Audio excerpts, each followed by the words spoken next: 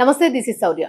ఇరాన్‌లో ఐఆర్‌జీసీకి సంబంధించి మరలా బాంబు దాడులు జరిగినాయి. దీనిలో ఇంచుమించుగా 100 మందికి పైగా మరణించారు అనే వార్త అయితే తెలుస్తుంది. సో, మరలా దాడులు అదే రీతిలో కంటిన్యూ అవుతూ ఉన్నాయి. ఇప్పుడు యుద్ధం పరిస్థితి ఏంటి? సో, ఇవన్నీ కూడా మాట్లాడదాం. మనతో పాటు సీనియర్ జర్నలిస్ట్ దాము బాలాజీ గారు. నమస్తే సార్. సార్, ఇప్పుడు యుద్ధం పరిస్థితి ఎలా ఉందనుకోవచ్చు మనము? ఐఆర్‌జీసీ అంటే జనరల్లీ వాళ్ళే చనిపోయారని అంటే ఇంక సెక్యూరిటీకి కూడా కాస్త ఇరాన్ లో ఒక బాంబు బ్లాస్ట్ జరిగిందని, అందులో ఐఆర్జీసీ వాళ్ళు 100 మందికి పైన చనిపోయారని అంటున్నారు.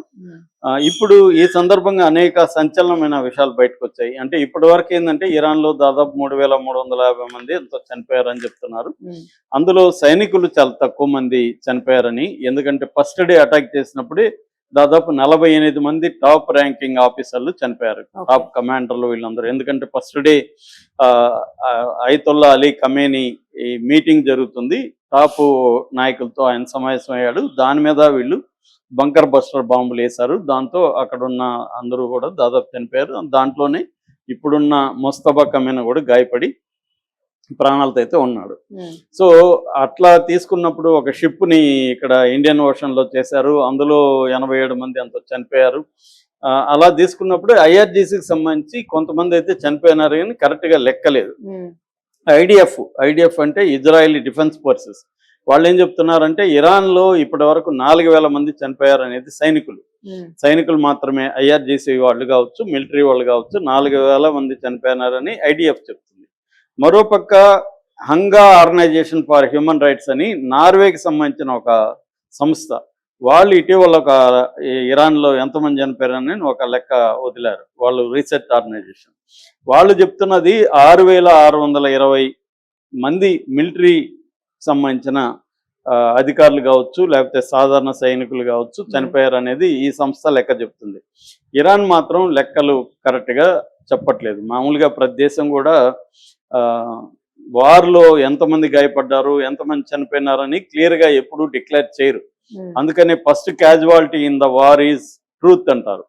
అంటే సత్యము చనిపోతుంది యుద్ధంలో ముందుగానే. అబద్ధాలు ప్రచారం చేయడం అంటే శత్రువు మనకు అపోనెంట్ గా ఉన్నోళ్ళేమో ఎక్కువ మంది చనిపోయినారని చెప్పడం, మన వాళ్ళు తక్కువ మంది చనిపోయినారని చెప్పడం అనేది ప్రతి ఒక్కరూ చేసే పని. ఇప్పుడు అమెరికా సైనికులు కూడా ఎక్కువ మంది 300-400 మంది చనిపోయినారని చెప్తారు, కానీ వాళ్ళు డిక్లేర్ చేసింది 14 మంది మాత్రమే చనిపోయినారు, ఒక 300 మంది గాయపడ్డారని చెప్తున్నారు. కానీ వేల మంది గాయపడ్డారు. ఎందుకంటే వాళ్ళ బేసెస్ అంతా కూడా గల్ఫ్ లో ఉండే వాళ్ళ బేసులన్నీ కూడా కంప్లీట్ గా నాశనం అయిపోయినాయని నిన్న కూడా సిఎన్ఎన్ తన పరిశోధనలో బయట పెట్టింది. అవి ఏవి కూడా ఫంక్షనల్ గా లేవు, ఇప్పుడు కంప్లీట్ గా దెబ్బకు తగిలింది. అంటే అమెరికా చెప్పేదానికంటే కూడా ఎక్కువ నష్టం ఇరాన్ చేయగలిగిందని. మరోవైపు ఇరాన్ లో కూడా ఎక్కువ నష్టమే జరిగిందని. ఎందుకంటే అమెరికా ఇటు ఇజ్రాయెల్ ఇరాన్ లో 30,000 టార్గెట్లని కొట్టారు. అంటే 30,000 చోట్ల బాంబులు వేశారు వీళ్ళు. దీంట్లో కొన్ని రకాల బాంబులు మనం చాలాసార్లు నేను చెప్పాను, క్లస్టర్ బాంబ్స్ అంటారు వాటిని. క్లస్టర్ బాంబ్ అంటే ఒక బాంబు వేస్తే అది వెళ్ళి స్కైలో అది ఓపెన్ అయ్యి దాంట్లో నుంచి 100-200 చిన్న చిన్న బాంబులెట్స్ అంటారు వాటిని, గ్రెనేడ్స్ లాంటివి, అవి విడిపోయి అవి చల్లా చెదురుగా ఒక 2 కిలోమీటర్లు 3 కిలోమీటర్ రేడియస్ లో పడిపోతాయి. అవి కొన్ని పేలుతాయి, కొన్ని పేలవు, కొన్ని ఎప్పుడు పేలుతాయి కూడా తెలియదు. అవి అలా పడుంటాయి. సో పడి మనం ఏదన్నా దాని మీద ప్రెజర్, పిల్లలు ఆడుకుంటా అదేమన్నా పట్టుకున్నా లేకపోతే ఏదన్నా ఇదైనా పేలుతాయి.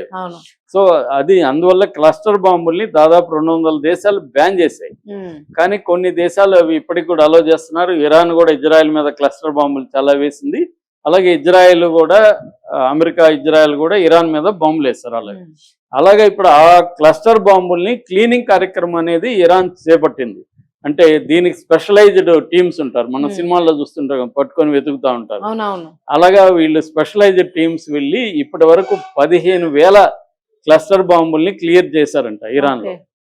సో ఇలాగా నిన్న చేస్తుంటే ఒక చోట అది పేలిందనమాట ఆ బాంబు. అది జంజాన్ అనే ఒక ఏరియాలో ఇలాగ ఒక స్పెషలైజ్డ్ టీం వెళ్ళి సెర్చ్ చేస్తూ ఉంటే అక్కడ ఒక పెద్ద బ్లాస్ట్ జరిగింది. ఆ బ్లాస్ట్ లో 100 మంది చనిపోయినారని వెస్టర్న్ మీడియా రాస్తుంది ఇరాన్ మాత్రం 14 మంది చనిపోయినారని ఇరాన్ ప్రకటించింది. సో కరెక్ట్ గా ఎంతమంది చనిపోయినారో తెలియదు కానీ మొత్తానికి అయితే బ్లాస్ట్ జరిగిన మాట వాస్తవం. ఎందుకంటే ఇవి క్లియర్ చేయడం కూడా చాలా కష్టం. మనకి చాలా సినిమాల్లో కూడా చూపిస్తా ఉంటారు అవి. అందుకని ఈ మధ్య మావోయిస్టులు కూడా అది పెడుతున్నారు కదా చాలా చోట్ల. మామూలుగా వాటిని బూబీ ట్రాప్లు అని కూడా పిలుస్తారు. అంటే దాని మీద కాలు పడి ప్రెజర్ అయితే అది పేలుతుంది అనమాట. ఇవేమో క్లస్టర్ బాంబులేమో అవి ఎంతకాలం ఎప్పుడు పేలుతాయో కూడా తెలియదు, ఎక్కడ పడ్డాయో కూడా తెలియదు, ఎందుకంటే ఆకాశం నుంచి వేస్తారు. సో అదొకటి క్లస్టర్ బాంబు. రెండోది ఎయిర్ మైన్స్ అని కూడా అంటారు. అంటే స్కై నుంచి మైన్స్ ని కూడా రిలీజ్ చేస్తారు అనమాట. అవి కూడా అక్కడెక్కడ పడిపోయి ఉంటాయి, కొన్ని పేలుతాయి కొన్ని పేలవు. సో అది ఇప్పుడు వీళ్ళొచ్చి నిన్న చనిపోయిన వాళ్ళు most experienced and specialised team అనమాట ఐఆర్జీసీలో. వాళ్ళకి దీంట్లో బాగా అనుభవం ఉన్నవాళ్ళు, ఎందుకంటే అలాగా అనుభవం ఉన్న వాళ్ళు తక్కువ మందే ఉంటారు. సో వాళ్ళు ఇప్పటికి 15,000 చేశారంటే ఇంకెన్ని వేలు ఉన్నాయో తెలియదు. ఇది ఇజ్రాయెల్ కూడా వర్తిస్తుంది. అంటే ఇజ్రాయెల్ కూడా ఇరాన్ వాళ్ళు చివరి యుద్ధాల్లో చివరి రోజుల్లో క్లస్టర్ బాంబులే వేశారు, విపరీతంగా వేశారు. ఎందుకంటే ఇప్పుడు క్లస్టర్ బాంబుగా విడిపోక ముందు దాన్ని కొట్టేస్తే అందులో ఉన్నవన్నీ నాశనం అవుతాయి. కానీ అది ఒక్కసారి విడిపోయినాక అన్నిటినీ కొట్టడం అనేది సాధ్యం కాదు. సో ఒక్కొక్క దాంట్లో ఒక 100 పడ్డాయి అనుకో, అందులో ఒక 50 కొట్టగలిగినా ఇంకొక 50 అయితే పడిపోతాయి కదా. సో అది ప్రమాదం అనమాట. అందువల్ల క్లస్టర్ బాంబులు అనేవి వెరీ వెరీ డేంజరస్. సో ఇప్పుడు అది జరుగుతుంది. మరోవైపు అమెరికా మళ్ళీ ఇరాన్ మీద దాడికి సన్నద్ధం అవుతుంది. ఆల్రెడీ ట్రంప్ కూడా ఇండైరెక్ట్ గా చెబుతున్నాడు, గన్ను కూడా చూపించి నైస్ గా ఎండ్ అయ్యాడని చెప్పాడు. అంటే ఇప్పుడేమో ఆయన నైస్ గా పనులు చేసినట్టుగా. సో ఇప్పుడు ఇంకొక చట్టం ఉంది వాళ్ళకి, అదేంటంటే 1973లో వార్ పవర్స్ అనే చట్టం ఉంది. 60 రోజులు మాత్రమే యుద్ధం చేసే అధికారం ప్రెసిడెంట్కి ఉంటుంది. 60 రోజులు దాటితే కాంగ్రెస్ పర్మిషన్ తీసుకోవాలి. 60 రోజులు దాటిపోయింది ఇప్పుడు. కానీ దాన్ని టెక్నికల్ గా ఉపయోగించుకొని మేము యుద్ధాన్ని ఏప్రిల్ 13 ఆపేసాము, ఏప్రిల్ 8 ఆపేసాము. ఏప్రిల్ 8 నుంచి సీజ్ ఫైర్ నడుస్తుంది కాబట్టి వార్ టెర్మినేటెడ్ అని వైట్ హౌస్ ప్రకటించింది. నిజానికి యుద్ధం చేస్తున్నట్టే ఇప్పుడు కూడా, ఎందుకంటే ఆ దేశాన్ని పోయి నువ్వు దిగ్బంధించితే ఇరాన్ ని చుట్టుముట్టి దిగ్బంధించారు కదా. ఇరాన్ నుంచి ఒక షిప్ కూడా బయటకు వెళ్ళట్లేదు, బయట నుంచి ఇరాన్ షిప్ వెళ్ళట్లేదు. అంటే ఏంటి, యుద్ధం జరుగుతున్నట్టే. కానీ టెక్నికల్ గా ఏంటి, మేము అటాక్ చేయట్లేదు కదా, కాబట్టి యుద్ధం టెర్మినేటెడ్ అని చెప్తున్నారు. మరి అమెరికన్ కాంగ్రెస్ లో మెజారిటీ వీళ్ళకే ఉంది కాబట్టి వాళ్ళు ఏం మాట్లాడే పరిస్థితి లేదు. అంటే అర్థం ఏమిటి, 60 రోజులు కాలేదు కాబట్టి మళ్ళీ యుద్ధం చేయొచ్చు. 60 రోజులు అయ్యే వరకు యుద్ధం చేయొచ్చు, మళ్ళీ పర్మిషన్ కు మళ్ళీ అప్లై చేసుకోవచ్చు.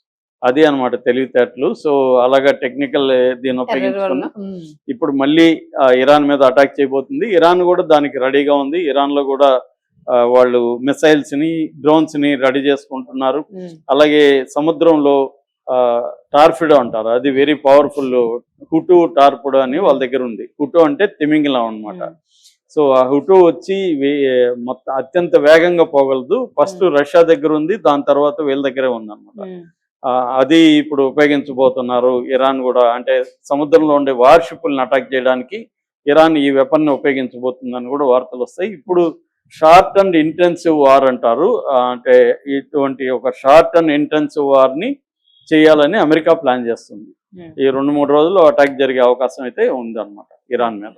Right, thank you.